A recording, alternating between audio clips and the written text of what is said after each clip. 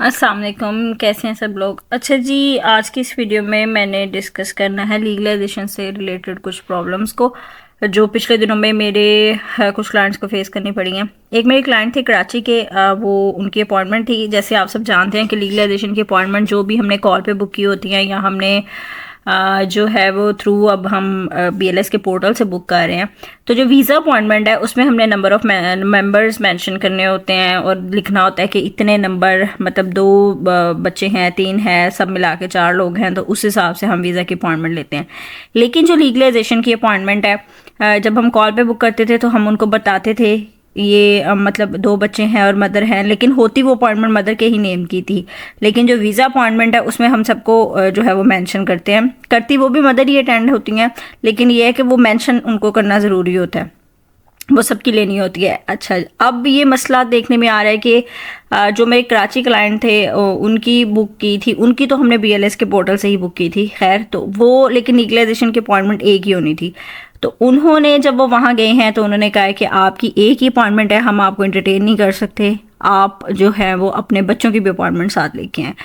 तो खैर उन्होंने, उनके 1-2 डॉक्यूमेंट्स में कुछ मिसिंग थे, उन्होंने कहा कि आप जो है ना वो कल आएँ। उन्होंने भेज दिया, नेक्स्ट डे वो फिर आए हैं, तो फिर उन्होंने खैर उनसे कहा कि आप जो है ना अब उन्होंने कहा कि हम अपने बच्चों की अपॉइंटमेंट कैसे लेंगे। अब जाहिर बात है, मसले की बात है, दोबारा अपॉइंटमेंट बुक करेंगे फिर आएंगे। उन्होंने कहा ठीक है, आप अपने बच्चों की ना फ़ीस हमें जमा करवा दें। तो उन्होंने बच्चों की फ़ीस ली उनसे और लेके तो उनको इंटरटेन कर दिया। मैं उनका वॉइस नोट आपके साथ शेयर करना चाहूँगी और फिर इसी तरीके से पहले मैं उनका वॉइस नोट आपको सुना दूँ, फिर मैं आपको एक दूसरे क्लाइंट का सुनाती हूँ, उनके साथ भी सेम प्रॉब्लम आई।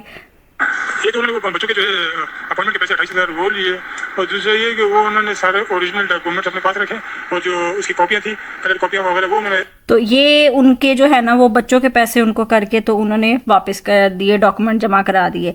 अब एक और क्लाइंट हमारे आज थे जो फैसलाबाद गए थे, उनकी भी अपॉइंटमेंट थी, तो उनका भी सेम इशू था। वो मदर थी और उनका एक बच्चा था, तो वो जो है उन्होंने अपने डॉक्यूमेंट जमा करवाए हैं, तो एक लाहौर में और एक फैसलाबाद में, बल्कि 2 लाहौर में, एक फैसलाबाद में।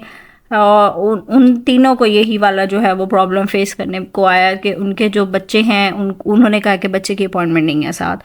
तो खैर उन्होंने उनको रिक्वेस्ट की और बात की और फिर जाके जो है ना वो उन्होंने कहा कि ठीक है हम कर लेते हैं। लेकिन जो कराची वाला केस है उसमें उन्होंने पैसे लिए उनसे, मतलब फ़ीस ली, जो वो हमने पोर्टल से बुक की हुई थी। जो लाहौर वाला केस है उसमें भी एक बंदे से फ़ीस ली, लेकिन वो कॉल पे बुक की गई थी। लेकिन बाकी 2 लोगों से उन्होंने फ़ीस नहीं चार्ज की। उनके एक बच्चा था, जो एक दूसरा केस था उसमें 2 बच्चे थे और जो कराची का केस था उसमें 3 बच्चे थे। तो ये एक नई चीज़ देखने को आई है। तो आप लोग जो भी, अगर आप लोगों को ये चीज़ फेस करनी पड़ती है तो आप उनसे कहें कि हमने अपने बच्चे के साथ अपॉइंटमेंट ली थी। अगर वो किसी भी बात पे नेगोशिएट नहीं करते तो आप उनसे कहें कि आप हमसे फ़ीस चार्ज कर लें, लेकिन हम दोबारा नहीं आएंगे, आप हमें इसी में एंटरटेन करें। और दूसरी बात ये कि अगर आपका कोई डॉक्यूमेंट मिसिंग होता है, इन केस कोई मसला होता है, छोटा मोटा मसला होता है, उनसे कहें कि हमें अगले दिन के लिए एंटरटेन करें, अगले दिन हमें बुला लें। वैसे तो वो खुद भी बुला लेते हैं, लेकिन आप खुद भी कोशिश करें कि आप उनको रिक्वेस्ट करें। मतलब इन शॉर्ट कहने का ये है कि आप लोग अपनी अपॉइंटमेंट बिल्कुल भी ज़ाया ना करें। आप लोग जितना उस अपॉइंटमेंट में आपका जो सारा कुछ होता है, आप अपना काम मुकम्मल करके आएँ, ताकि आपको दोबारा से दोबारा अपॉइंटमेंट लेने की मुश्किलात का सामना ना करना पड़े। और जब भी आपको फिर कलेक्शन की कॉल आती है तो आप उनसे रिक्वेस्ट करें, उनसे कह के आएँ कि हमें वीज़ा के लिए भी कॉल कर दीजिएगा, हम वेट करेंगे, ठीक है। तो ये थी आज की वीडियो। इंशाल्लाह अगली वीडियो के लिए अपना ख्याल रखिएगा। अल्लाह हाफिज़।